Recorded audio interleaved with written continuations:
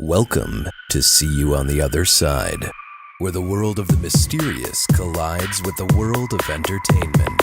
A discussion of art, music, movies, spirituality, the weird, and self-discovery. And now, your hosts, musicians and entertainers who have their own weakness for the weird, Mike and Wendy from the band Sunspot. 5, 4, 3, 2, 1. Yay!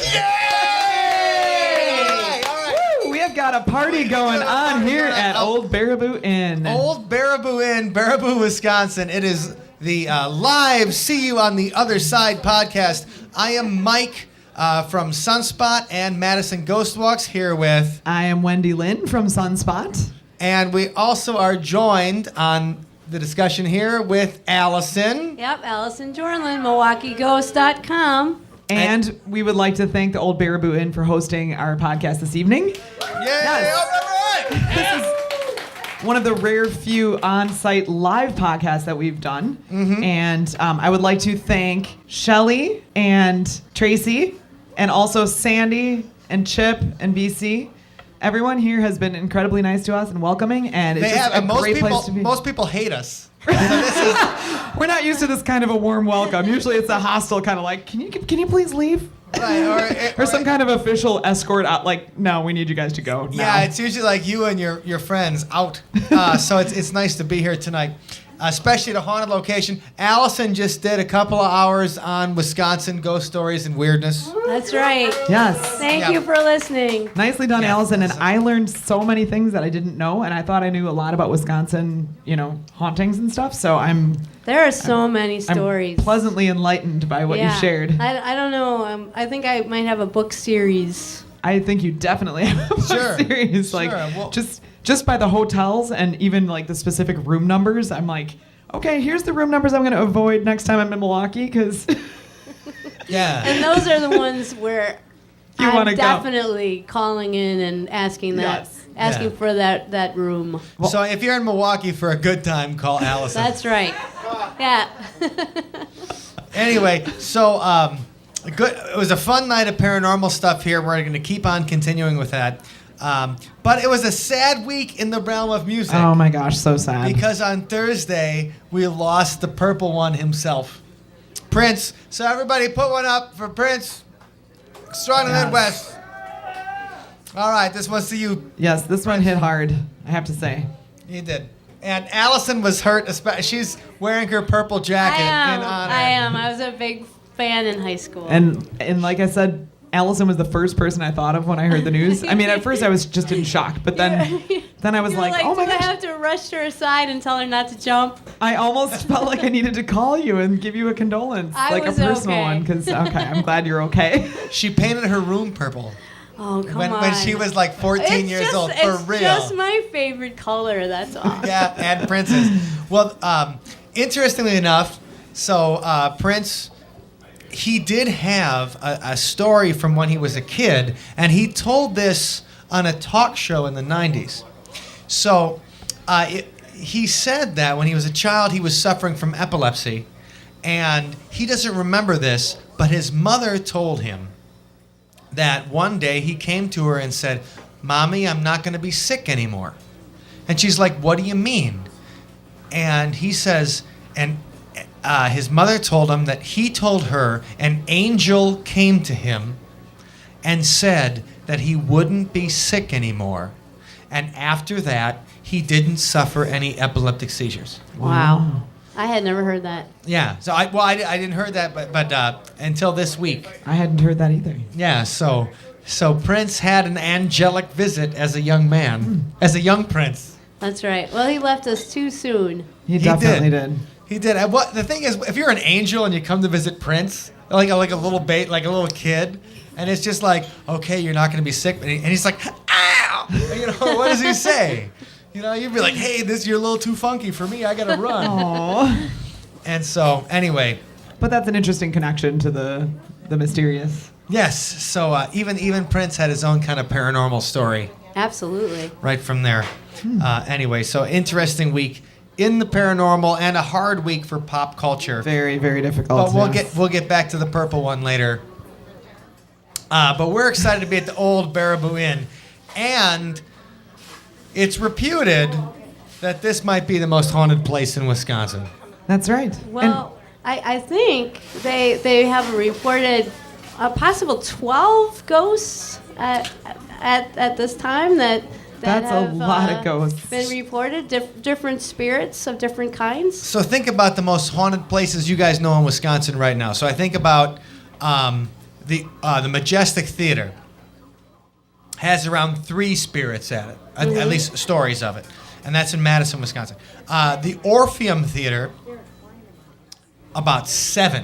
Mm-hmm. Also, the Orpheum is just got bought out by Live Nation this week. So, so the Orpheum is now haunted. Officially corporate. Right, haunted by the spirit of corporate malfeasance. No. Anyway, so 7 spirits at the Orpheum as far as the stories that I've researched and I know. We've got at least 3 at the Capitol in Madison, Wisconsin. Allison, in Milwaukee, how many of the with the most spirits, what do you think the place you have? Well, there's a lot of different spirits reported at the Brumder Inn in Milwaukee, and also Shaker's Cigar Bar. There's we've been there. Multiple, We have been to Shaker's. multiple spirits reported at both of those locations. But is there 12? Well, I'm not sure of the count, but I think they'd be in the running. Those Okay. 2 places. Absolutely. So for everybody at home that hasn't been to Baraboo, Wisconsin, and I know we have people listening from all over the world, Baraboo, Wisconsin is the center of like the American circus, I think would be a good way to put Right. it. Yeah. Mm-hmm. And I don't mean like the media circus or like Circus Magazine with Gene Simmons on the cover. I mean like the actual P.T. Barnum and Bailey, like elephant, lion beaten circus. And that's the kind of stuff they have in Baraboo. Hey, all right. And just to prove it, we drove, like on the way here, we drove past the Circus World Museum, and I saw 2 incredibly creepy clown garbage cans posted right outside. Did you guys see that? And their mouths are where you put the garbage. And it was really terrible. Oh, Ringling Brothers. Ringling Brothers. right. Okay, thank and you. when we were kids, they used to have the Great Circus Parade in Milwaukee, and so you'd go to see that every year, and they would start the Great Circus Parade in Baraboo, and they would come through here, or they come through Milwaukee, Right. with the actual. Because they store the train cars here, right? The circus wagons, thank you. And so every year I know that the actor Ernest Borgnine Oh my gosh. was one of the clowns in the Great Circus Parade. And every time I would think about the Great Circus Parade, then I would think about Ernest Borgnine's death in the movie Escape from New York, where he gets split apart. He's Cabby in Escape from New York, right? He gets split apart when the cab gets That's destroyed. horrifying. So I kept thinking about that clown getting split apart across the middle. So terrifying. And, that was my youth in a nutshell. That's And- disturbing. But weirdly Disturbing enough, images. it's very disturbing. And even weirder than that is that I have a family connection to the Ernest Borgnine Wendy Circus is Ernest Museum Borgnine. Parade. No, I'm not him, but my sister won a coloring contest when we were kids. And it was a Kool-Aid coloring contest where you had to, color the Kool-Aid man. Oh, yeah. Hey, Kool-Aid. Right. And she won, and she got to be in the circus parade with Ernest Borgnine. And he Oh, was man. split apart by a laser. And the Kool-Aid man in a strange. So she actually got to meet Ernest Yeah, Borgnine? and she was in one of the parade carts with him. That's awesome. But my favorite part of the story was that the Kool-Aid man, who was part of this special event, he wouldn't fit through the door, so they had to deflate him whenever he had to go through a door because he was too wide. So they had to deflate the guy. Anyway, yeah, Ernest Borgnine. And we might have to edit this out later. But Ernest Borgnine lived until his late 90s. And this is a story that Prince would appreciate. God. Ernest Borgnine lived till It got quiet. all of a his sudden. late 90s. And they did an interview with him on one of the early morning shows, like CNN Early Morning or the Today Show or everything. And this is great. He's 95 years old. And they ask him, well, what's your secret to being so healthy and living so long? And he looks at the host. Oh God. And then he looks at the camera and he goes, "A lot of masturbation." Oh well. And then they just cut the commercial. Because they're like, Ernest Borgnine, you're disgusting. Bless his little heart. Anyway, so He was honest at least. Yeah, he's giving gone us the now. truth. So whenever you want to think about a clown from the Great Circus Parade, please think of Ernest Borgnine looking at you when you go to bed. So we should probably talk to some of the people from the old Baraboo. Oh, real Yes, quick. but real quick before we do that, I just want to give I would like to paint a visual picture for the listeners because I already thought I did with Ernest Borgnine. it's not quite what I'm going for. But the old Baraboo Inn, as you mentioned, we drove through downtown historic Baraboo and we went past the Circus World Museum. But when we got here, it's a very quaint setting, and so we walked in the door, and right away there was a what would you call that? A scary-looking creature. Oh yeah, there's like a little host for us. Yeah. It looks like a mannequin. He's our greeter. Lurch. Lurch. And there's a really lovely sign that said "Welcome, Allison, Mike Bundy." So that was very I nice. know, and we felt welcomed by But them. the place is it just has a very cool kind of vibe to it, and it's we're surrounded by wood paneling. The bar is like a gorgeous. What did you say it was, PC? The only Redwood? Aromatic red cedar. the only Red Cedar. red cedar bar in Wisconsin. Yes. And then we have all kinds of antiques and artifacts, and there's some NASCAR car panels on the ceiling. There's deer heads on the wall. Like as far But as the there's- eye can see. So yeah. when you picture it as a Wisconsin bar, It's very rustic. It's very. You got It's it. got tons of character It's and very Wisconsin. and Wisconsin as you can get. yes. And BC apparently this is a lot of your work or all of your work. okay. Well, So- we should bring him up. Let's here. bring Yeah. BC Why don't you up come here. up? You want to All come over right. and? Let's give him a hand. BC. So we appreciate the kind of work that you put into this bar, and BC, would you join us up here at the microphone? Yes. And- Thank and you. Thank you for the 'Cause- food earlier. 'cause Yeah. It was delicious. Oh, the prime rib sandwich was absolutely delicious. It's to die for. It melted right in my mouth. So thank you. You're very welcome. It's like butter. Like Thanks for the plug butter. on the food. Yes, of course. So you shared with us a bit of the history of the bar and how it was when you found it. Maybe you could share that with the audience here, please. Well, it was a hell of a wreck. when I Okay. bought it.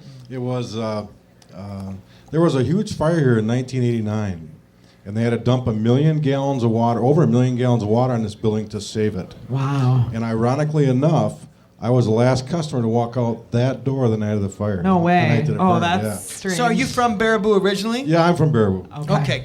I'm a Baraboo, and I wasn't going to say it.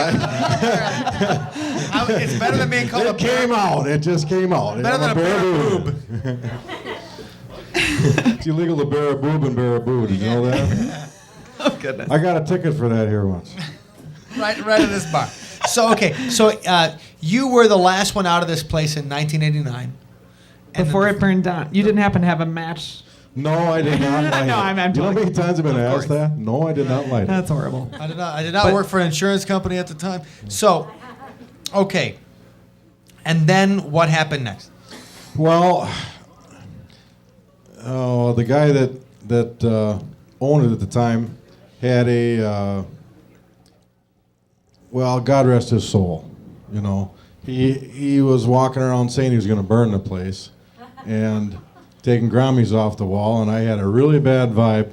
Me and my dead brother now who's passed on too were the last two to leave that night, and lo and behold, there was a mysterious fire that evening. And then he had a auction to sell what was left in the building, took a huge insurance claim, then sold the property, then moved to Florida for 8 years. The statute of limitations is 7 years.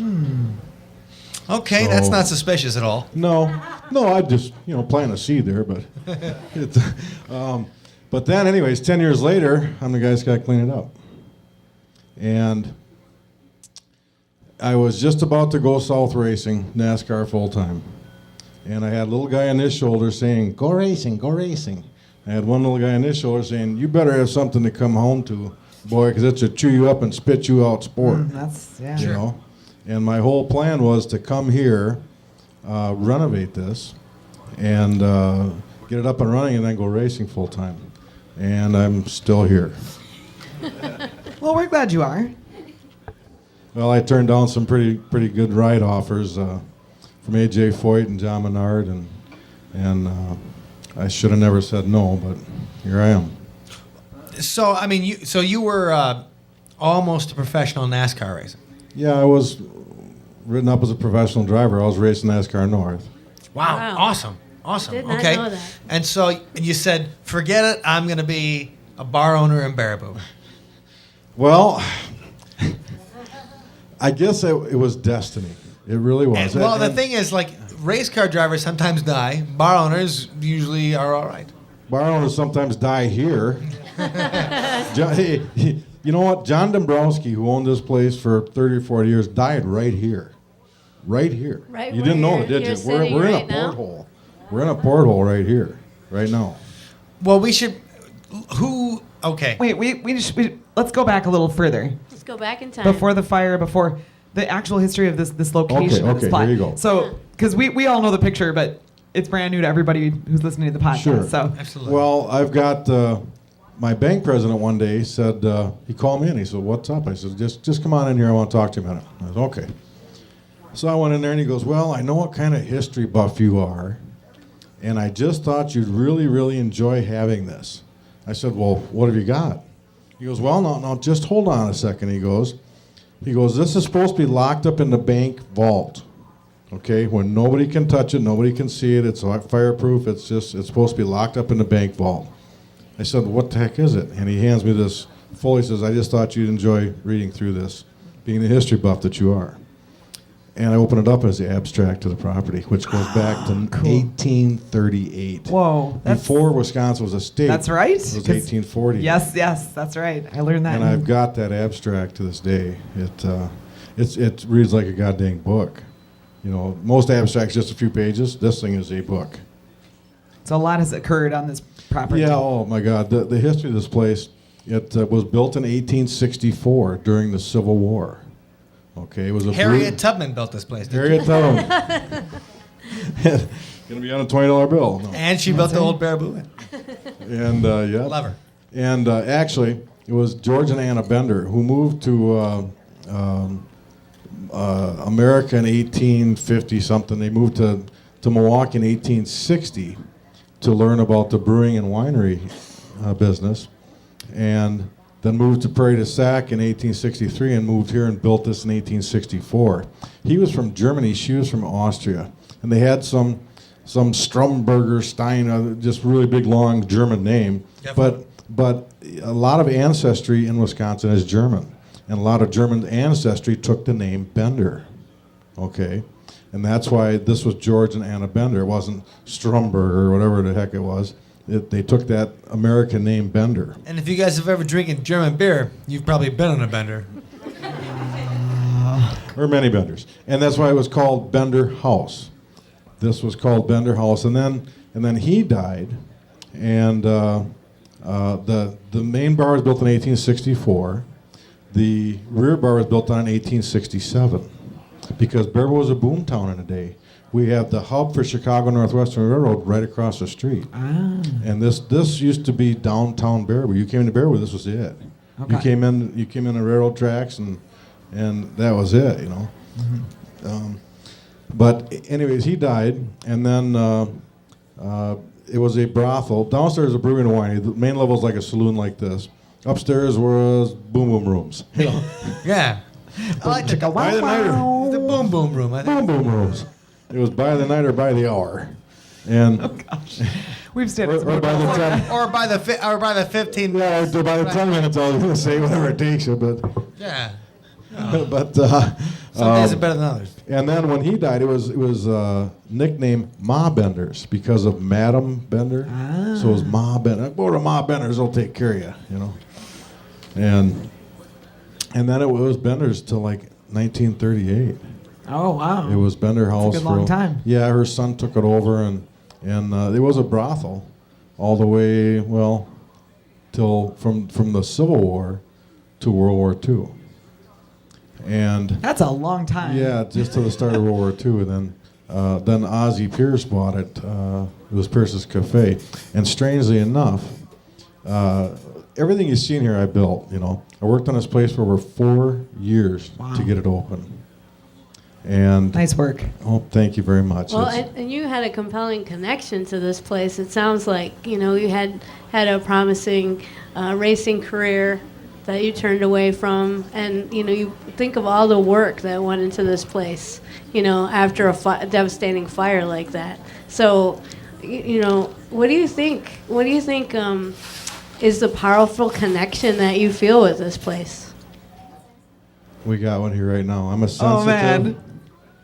I'm a sensitive. I'm right below a psychic, and the psychics have told me I've got it. I've got the psychic ability. I got the power. I just don't know how to use it. I don't want to use it. That's fair. I want to stay right about where I'm at. It.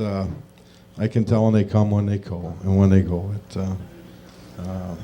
Anyways, what was the question? The question is, what do you think drove you to do all that work and turn Well, away from I don't your know. love, which was racing? My dad had a bar a block up the street, which was a Long Branch Tavern, and I lost my father at a young age.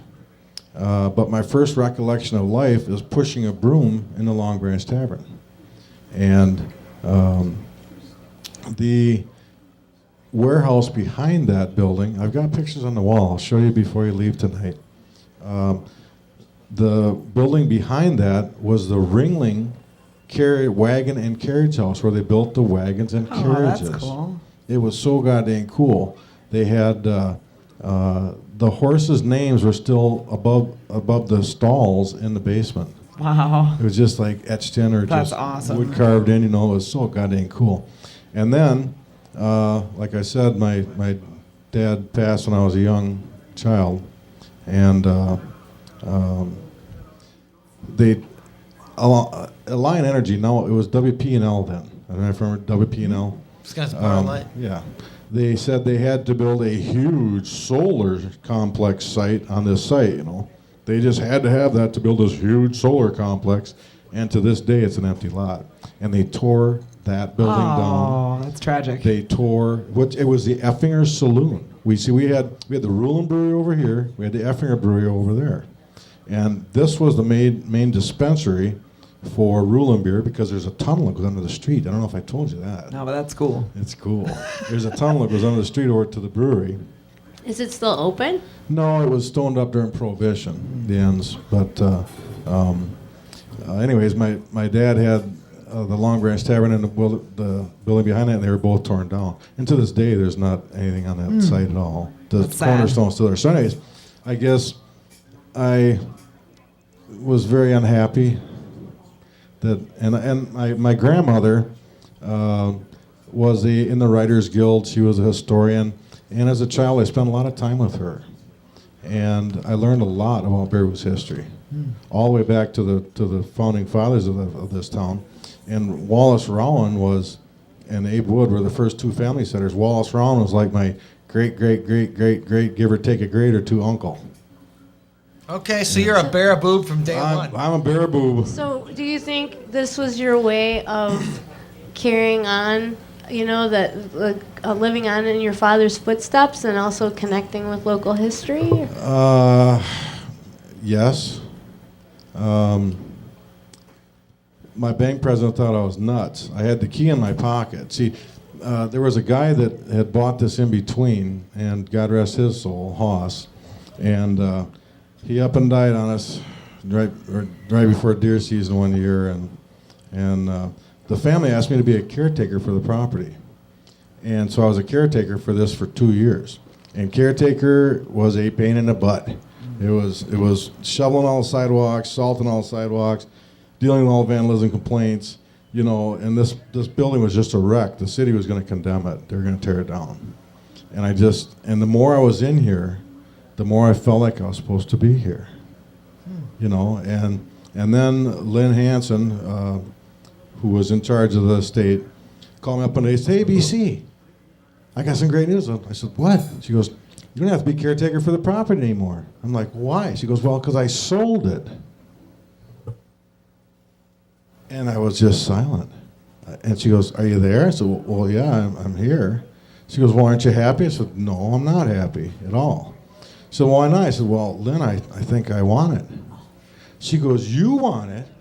Well, why didn't you say something? I said, why don't you say something? Why didn't you say you were going to sell the goddamn thing, you know? She goes, well, I never thought you'd have, you'd want it. I said, well, I said, the more I'm in there, the more I feel like I'm supposed to be there. There's more reasons for that, but, anyway, she said, well, let me call my realtor, let me call the attorneys, and I'll call you back. I said, okay. She called me back the next day. She said, well, there's only one way you can gain ownership of the property. She says, you have to beat their offer. So who is they? So, well, it's a development group out of Madison. I said, well, what have I got? Darn big city. Dun, dun, dun. Carpetbaggers. Yep. And it was a development company, it's, I suppose, in different investors. Right. And I said, what have I got? 30 days, 60 days, 90 days, to beat this? She went, 19. Wow. Yeah. I said, I got 19 days. So you had to break the piggy bank. Yeah. And here I got this little guy on my shoulder going, go racing, go racing, go racing, But... You know what, if I might interject, something that I think is interesting about this, too, is that, when you often hear about Native American cultures, it's a connection to land, a connection to a place, a connection to a lake or a forest or something like that. And Western culture, or the kind of culture that a lot of us here grew up in, it's a connection to a building. It's a connection to so that still exists. We have those same kind of this is part of us. You really are making it sound like you were meant to be in this building. Like it's part of you. You're part of the history of the community and stuff like that of the town. And I think I know I have felt that towards certain places. Not towards land as much as like a building. And I just think it made me think about that when you're like, well, of course, with 19 days to go, we know how the story ends because we're here today. And you made it happen. And that kind of connection, I think a lot of us feel it towards not property or not land per se, but a place. And so it sounds like you feel like that towards this place. Now I'm going to tell you the rest of the story. Oh, here we go. Okay, during it, I worked on this thing for 4 years where I got it open, okay? And people were saying, oh, he's never going to open. Oh, there's no way. He's never going to get it open, blah, blah, blah, blah, blah. Because I re-tuck pointed every brick in the building, repainted everything. Wow. There was no windows in the upstairs. It was just, I built everything you see I built.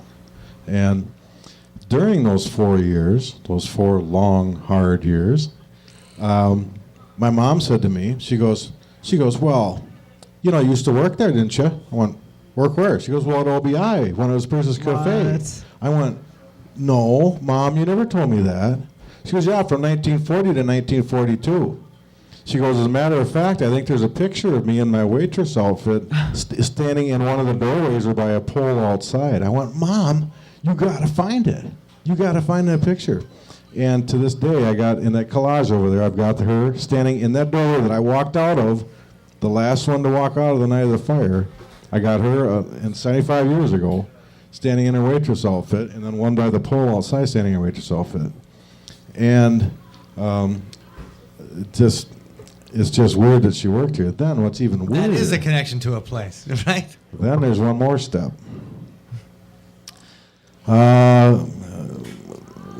We lost my mother then too, and the night before her funeral, my uncle says to me, he says, hey, B.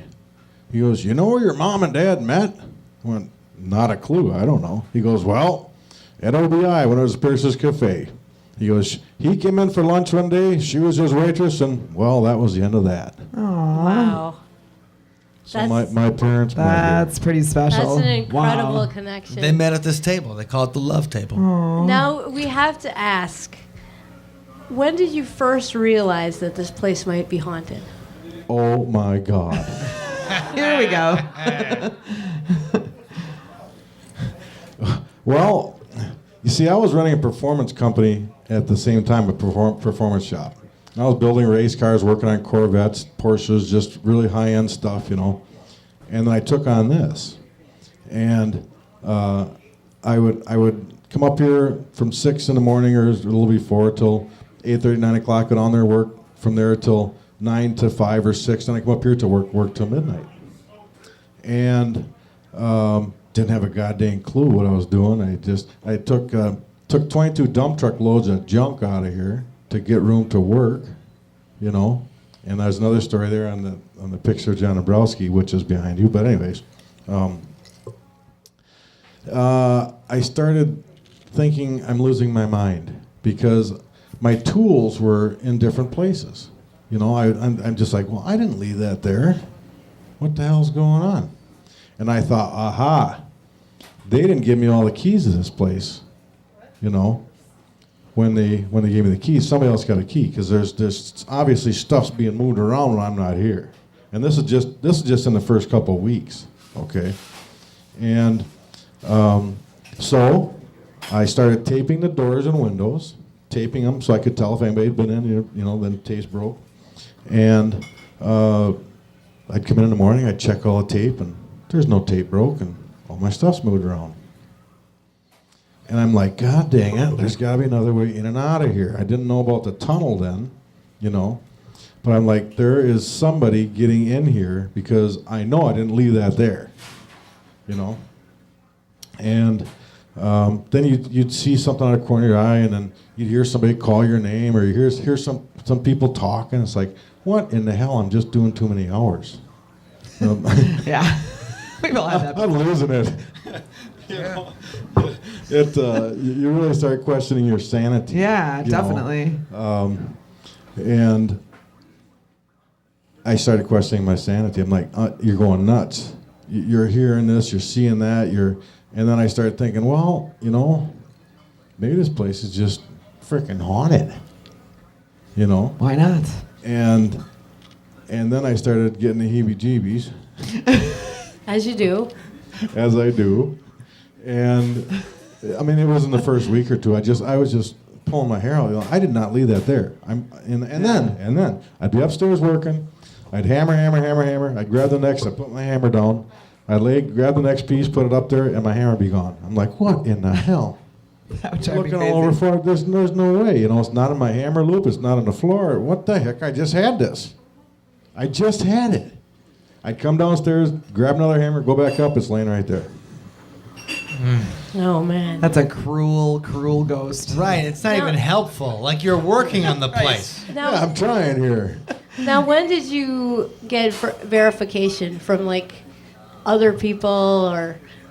So you were having your own personal experience, and you're pretty sure when stuff like that starts happening that, hey, something's going on. Yeah, Did something's you going talk on. to other people in the community about No, it? hell no. I kept it quiet as I could. I didn't want them thinking I'm crazier than I am, you know. And I kept it quiet, and then I just knew it was haunted. Because I could hear, I'd see somebody out the corner of my ear, corner of my eye. I'd hear people talking. You look, there's nobody there. I mean, I'm just like, this place is alive with the dead. And then I hired a guy, and there was like 4-foot holes cut in the floor here because they had to let the water go down through because they were afraid the whole building was going to implode with 1 million gallons of water on it, you know. And so you could see. I would turn off all the lights in the basement, starting from the way in the back, all the way. I come in the morning and the lights be on downstairs. I'm like, what in the hell? Did I not shut those off? And this would go on day after day, and there'd be different lights on, different ones. I'm like, come on. So I hired this other guy. I said, hey, Bruce, why don't you come on down here with me? He said, well, what you going to do? I said, well, let's just walk through and turn these lights off. Well, what do you need me for? Well, come on, we'll just shut them off, And we'd shut them off. We'd come in the next morning, and some of the lights be on. And he's looking down through, because you could look through the hole through the floor, He's like looking, and he wouldn't say anything. And then it came to the point where I said, hey, Bruce, end of the day, I said, go down there and shut them lights off. Well, okay. He'd get down there, and I'd watch him, I'd watch him through the holes in the floor. I'd watch him shut all the lights off. We'd come in the next day, some of them lights be on. I'd say, hey, Bruce, I told you to shut them lights. Well, I did. You watch me, BC. He goes, I saw you watching me through the holes in the floor. And he goes, well, what the hell? I said, I don't know. And then that went on for a few days, a week. And I said, he goes, what the hell is going on here? I said, well, I think we got a ghost. He was like, see ya. But that explains everything. He starts going on and on about seeing people and hearing things and just the same stuff I was going through. But you don't just have one ghost here. Oh no, we've got at least 15 to 30 that stay here all the time. Oh, okay. So Yeah. That 12 was a lie. that's It was a damn lie. I was misinformed. We just did some ghost box stuff, and we had a couple of 11s. We did one with Sandy and some other girls were back there tonight. They said, how many spirits are there? They said 17. I said, Okay. well, that's and this place is a porthole or a transient. Okay, it's just like when the old train depot was here. There's other spirits that come and go every day. Besides the nucleus of the ones that we've got here. The regulars, what did you call them, Allison? The residuals or the? Oh no, the intelligent. I think you mostly have intelligent hauntings here, Yeah, right? we've got residuals and intelligent hauntings, but most of them are intelligent hauntings. Yeah, because there's So one, to everybody one at story- home, a residual haunting would be like a taping.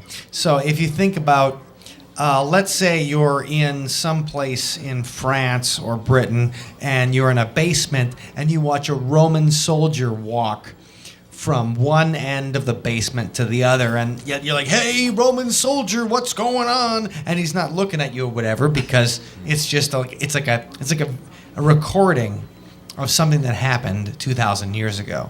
An intelligent haunting is what we think of. Intelligent is where like an actual spirit is trying to communicate with you. It has a personality and everything. Might squeeze your shoulder. I'll give you. Let's hope so. I'll give you a couple perfect testimonials to it. A residual haunt. We had a digital recorder set in the back bar, and you can hear it. We've got hundreds and hundreds and hundreds of Class A EVPs. We didn't even keep the B's and the C's and the stuff you got to clean up. We don't have to. We've got so many here. We got stacks of CDs that deep, just full of EVPs, Class A's. Well, All we're hoping Class we A's. might pick some up tonight on our. That Yeah. would be great. Highly possible. But anyways, here you go. A Class A EVP. You hear it in the back bar. You had it recorded in the back bar. You hear, bang, bang. Look, you got him, Gus. Yup, he's down. We've got several cowboys here. We got several gangsters here. We got a whole bunch of the ladies are here because they Ladies didn't of the value night. ladies. When it in- was a back in the brothel, day. that means Yeah. prostitutes, everybody at home. Ladies of the night. That's the code. And then now that is a residual haunt. Something had just such an impact when it happened. It just keeps replaying and replaying and replaying and replaying. And then on a Halloween party, we had, this was like 2 or 3 months later, we had a digital recorder sitting in the back bar, and I was Clyde Barrow, okay, and I come walking through, and you can hear my footsteps. You can hear me. They said it was me because they heard me say, "Hey, how you guys doing tonight?" And they heard me walk right past the mic, and then now that was residual. Something happened. This has this impact. Here's an intelligent haunt of the same people. The one guy goes, "Look at him, Gus." And then Gus goes, "Yep, now he's one of us." Wow. That's awesome. And, are there stories from the renters as Oh well? my God. Honky tonk piano. Hey, anybody want to hear honky tonk piano? We've got one. I don't know where it is, but it's here. Numerous renters have heard about bar time. Hear a honky tonk piano start plunking away, just like in the old western. Play 'em movies. out. Yep. And then the crowd noise, and everybody happy and happy. And the honky tonk piano playing. They stomp on the floor and all quit. And then about 15 minutes later, you hear the piano start again. Those darn musicians, they never stop. And then one Friday the 13th about, hey Drew, are you in here yet? Oh boy. Drew, it was a Friday the 13th. And Drew was just playing the jukebox for like 2 or 3 hours. We're like, he's playing everything out of the sun across the charts, and we were just going, hey, man, that's really great. You know, and we were down to 5 of us in here. It was a doctor and his girlfriend. Sounds like the start of a joke. No. It's no joke. And another guy, Drew, and myself. And the one guy said, oh, I hate Friday the 13th. That's when I got my legs broken. And I said, what the hell? He goes, yeah, I got hit by a truck at Town Lawns parking lot. I said, ooh, I wouldn't like Friday the 13th either. You know, and I looked at the clock in the kitchen. It was like 4 minutes or 5 minutes to, and it was just about to be the 14th. I went, hey, we made it. Just a couple little things happened during the night, you know. Nothing really major. And I said, hey, we made it. It's only 4 minutes to go. We sailed through Friday the 13th pretty goddamn good, you know. And Drew said, well, I'll put another dollar jukebox, play another few songs. Okay. He goes over and he plays Eleanor Rigby and something else, and then the damnedest thing happened. The jukebox, that song finished, and all of a sudden it started playing honky-tonk piano music. And I was talking to the other guy, and I finally said, and it was getting louder and louder, and it was honky-tonk piano. I said to Mark, said, just a second. I go, Drew, what the hell did you play? He goes, oh, I don't know. I didn't play this. I said, what do you mean you didn't play? I looked at the jukebox, there was nothing playing. And then it started going crazy. But it was coming out of the speakers, though. No, it was coming from over there. And it got really, really loud and all of us turned and looked like right over there. It was coming from there, it was not coming from the speakers. There was nothing playing on jukebox. And it went on for 45 seconds or so, and we were all just like, you know, just... Yeah, that's we didn't know what to say, didn't know what to do. Filled my panties. Yeah. Cream, fill your drawers. And then it stopped, and we just all sat there for a second, and then Ari will keep, and then the jukebox here, click, click, click, you know, kicks on the next CD, and keep rolling on. REO Speedwagon started playing, and we just all went, what the hell was that? What the hell just happened? Drew, is that the truth? Drew said yes. Confirmation. Well, some awesome stories and some history from BC. Everybody, give them a round of applause for coming and sharing. Thank you, BC. Thanks for keeping this venue alive. Thank you for everything about how you've been part of the old Baraboo Inn. And now we've got to do a quick interview with someone dressed as one of the spirits tonight. Okay, so now we've heard all about this Sybil. Yes. And so now we are going to interview Melanie, or Melody or Melanie? It's Melanie. Melanie. And we are going to talk about some of the experiences you've had at the old Baraboo Inn. So can you give us your full name real quick? My name is Melanie Weber, otherwise known as Mel Carroll. That's my ghost page, but it's my Facebook page, is Mel Carroll. There you go, yes. And a lot of my evidence is posted on that page that I've gathered across the U.S. Mostly I have done paranormal investigation out in Utah, but right there.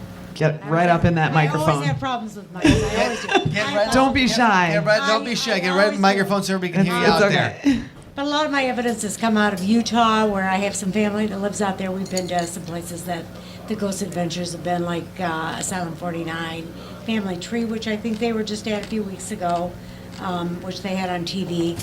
But I never had many places to go here in Wisconsin that I knew of. And then I own a business or I'm a co-owner of a business in Fitchburg. And one of my staff told me to come try out this old Baraboo Inn. They said, you got to come here.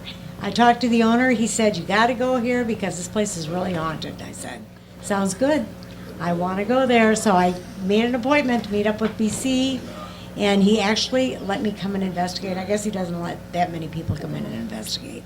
But I got in here, and I would say across the U.S., and I have been to Deadwood, a bunch of places like that, this is one of the most haunted buildings I've been in. I've caught more evidence here, I think, than probably any place I've been. So who are you? Who is this character you are dressed as tonight? And why are you dressed as this character? Okay, I thought I was Mary, but I guess I'm Sybil. we did some photo shoots in here one night. We were doing some investigating, and I dressed up. I like to get into props sometimes, do props, to get whatever spirits to come out. And there's a well-known Trigger spirit. objects, right? Trigger object. There's a Wait, well-known... what the hell are you talking about? Okay. You go ahead. You can probably explain it better So than I. a trigger object is something that you put out to encourage the ghost to interact. So, and it could even be something like if the ghost is from like the 40s era, maybe you're playing some big band to bring them out. If the ghost is a child, maybe you put out some toys that they might like. If the ghost is my ex-girlfriend, you put up my heart that they can step on and spin on. Absolutely. Yeah, okay, I get it. That's it. So we wanted to see if we could bring Cowboy out. That's a resident spirit here. He's a big, tall cowboy guy. And so I'm hoping we to meet came him that tonight. night as dressed up, Western hats. And I actually have quite a bit of that stuff anyway, because I have horses. And so we came dressed like that. We're sitting at the bar in the other room. And another paranormal group was here with us. And he was just sitting back in the corner taking pictures with his cell phone camera. And I'm begging this guy to come have a shot of whiskey with me because nobody's there. And I'm like, come on, Cowboy, I'd really like you to come out and have a drink with me. I'm begging you. I'm sitting here by myself. Had a girl. And so nothing. I didn't get anything on my SLS camera, which is a light structure camera. But he started flipping the camera, and not only did he get the spirit of a woman in the mirror, which it looks almost like I do right now. We also And she's dressed in. We'll show some pictures later. Yeah. But she's dressed in a white, almost a wedding gown almost a wedding dress. Yes. with a like a flower crown. Yep. Hair pulled up like I have mine right now. And she came just minutes before the Cowboy started to manifest himself. He started out with, it was really weird. I was sitting there looking off in another direction, and this black swirl mist was forming around my body. It looks like I weighed about 50 pounds more than I do, and I'm looking at that picture going, what is that? And then my daughter is behind the bar, and she is all of a sudden getting a mist forming in front of her, and it's starting to manifest right in front of her. And then the photo he took with the Cowboy is him standing in front of her. He is a shadow person. He's not, although you can kind of make out his face in it, but his big tall cowboy hat is up next to the bar sign. Hat man. And he is looking at me with his, he's kind of leaning on the bar, looking at me, and I'm looking away from him because, of course, I don't see him. And it's an unbelievable picture. It's great. And we've gotten other photos too here. I do a workshop here once a week or once a month for kind of ghost hunting 101 for people, and some of our students have gotten amazing pictures. We have a little boy who's, I think, standing back in this area. I can't tell you where. And he's got his dog with him. We thought it was another child until we blew it up, and it's like a collie type dog sitting with him. And it's as clear as it can be. So we've gotten some great stuff. Plus, I've also investigated here with a medium who's a friend of mine, and we've been to the downstairs where people have been murdered and killed. A lot of deaths in the downstairs, I guess. And the night ain't over yet. Yeah. Capone used to come in here. I think the mob type people used to murder people downstairs. There is a post that looks like a big, like in a log home post, that goes from the floor to the ceiling, and there are bullet holes in it. And when we go down there with my SLS light structure camera, there's always somebody, I can almost, every time I've been down there, caught a person standing at the post, and it's like you can't get away from the post. So let's talk about the light structure camera, because you've caught some quote unquote Yes. ghost sex. Yes, I have. Yes, Boom I chicka have. wow wow in the Yeah. boom boom room. Yes, I have. And a few people that have been here have seen it. A few people were here that were at that workshop. And we went upstairs to the brothel, and we're catching Cue the porno music. characters in the room. We're getting some, people standing around, the light structures. If anybody's watched Ghost Adventures, they know what a light structure camera is. Sure, and if anybody's watched the porno, there was like a plumber and a woman who needed her pipes fixed. I had no idea what it was at first, and then I kept watching it going, wait a minute, there's 2 of them on that shelf. Wait a minute, what are they doing? I've never had them lay straight like that on a shelf. I mean, they're always standing up or walking away or something. But no, we caught Sex on a Shelf, we call it. That's our video. Sex on a Shelf. Yeah. And Prince would be proud of The that. first I've ever heard of that. yes, it's Sex on a Shelf. First time I've ever seen it in my life. I was shocked. I was like, what the heck? So was everybody in the class. What? Most people were filming it. This man right here, whose name is Rocky, we had him up in the brothel too. And I told him that. That's great. Not for that reason. Check out that Rocky shelf, was up baby. in the brothel. We like to investigate up there. And so Rocky was up there with some other students, and I told him that I get most of my evidence when I look into closets, around corners, it's almost like the spirits are hiding. Sure. And so I said, I had gone into a closet and scared some out. So I told him, go to closet. I said, you'll scare who's in there out of that closet. And yeah, we did. And they were standing right outside either side of the closet. Did they look guilty? They were, I don't know what they were. I don't know if they were men or women. That's the problem with the light structure camera. You're not quite sure. But they didn't want him to leave the closet after he got in there. They were kicking him. And when he would get up and try to walk out of the closet, they would start kicking him or standing in front of the door. So, Well, you know how it is when you're in the middle of the business. yes, You don't want to stop for nothing. that's right. They didn't want him to leave. Now, are any of those videos available online that we could link to? Yes. Actually, we have a video of the video that's right on the old Baraboo in videos. But also, if you go to my page, which is Mel Carroll, I have the actual video. And we're going to have that in the show notes at othersidepodcast.com/89. That is correct. And just so you guys know, I mean, I'm glad to hear that there's some fun-loving ghosts here. Yeah. Most But of them are. when you guys go downstairs, I'll be up here at the bar. Yeah, it makes you, 'Cause that sounds terrifying. Oh, yeah. it makes me think about Dan Aykroyd in Ghostbusters. Remember when that ghost comes up to him and opens up his zipper? Oh, we've got okay.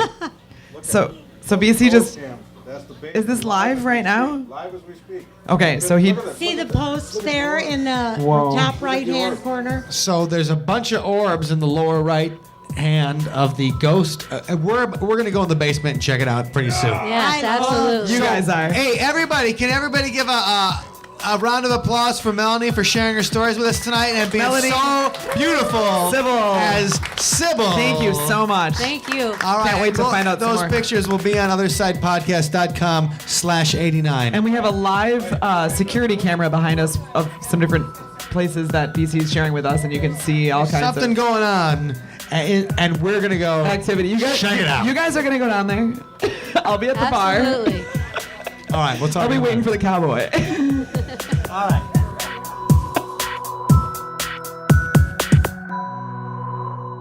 Well, here is something weird. For this week, we originally recorded a tribute to Prince, who died last Thursday at his estate and recording complex near Minneapolis, Minnesota. So Wendy and I worked up an acoustic version of one of his hits, Delirious, and we played it for the crowd right after the podcast. Needless to say, they ate it up. We set the Zoom to record just like it had been for the podcast interview recording a few minutes before. But we went back the next day to check the recording. The songs were gone. Now, Prince was famously known to be insanely protective about his songwriting copyrights. So was it the Purple One himself who turned the recording off? Well, I don't know. But since we were having a great time at the old Baraboo Inn with a few glasses of wine, we decided to make this week's song about the simple pleasures of having a couple of drinks. This is Sunspot with In Vino Veritas. In vino. In vino.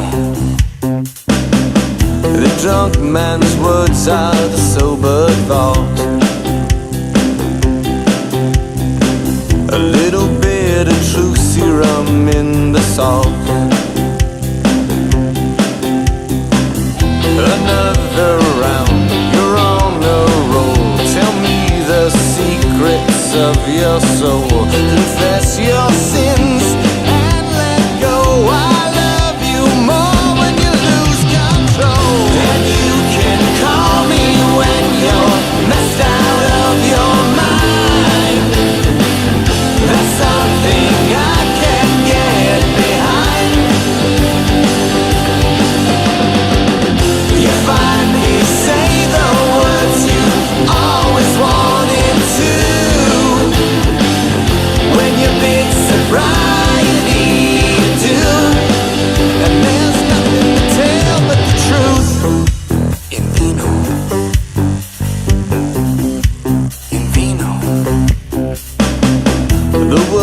come fast with a wedge of line. In moderation's just another waste of time. Another round, you're on the roll. Tell me the secrets of your soul. Confess your sins and let go. I love you more when you lose control. And you can call me when you're messed out of your mind. That's something I can get behind. You finally say the words you always wanted to. You're so much more fun when you get drunk. 'Cause you don't lie to me when you're drunk.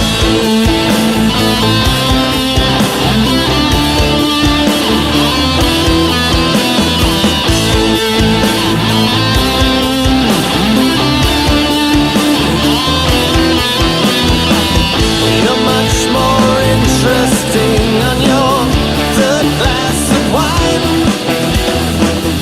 Your honest flavors always come out of the vine. It's your boss and a secretary, or your friend in the partner cherry.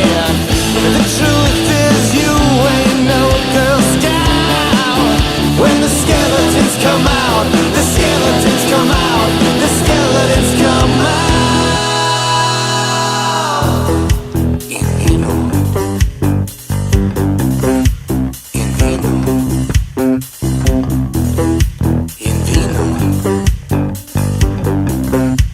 In vino. Another round, you're on the roll. Tell me the secrets of your soul. Confess your sins and let go. I love you more when you lose control. And you can call me when you're messed out of your mind. That's something I can get behind. You finally say the words you always wanted to. When you miss sobriety, you do. And you can call me when you're messed out of your mind. That's something I can get behind. You finally say the words you always wanted to. You're so much more fun when you get sauced. In vino veritas. In vino. In vino. Thank you for listening to today's episode. You can find us online at othersidepodcast.com. Until next time, see you on the other side. Oh, yeah. Hey, Kool-Aid.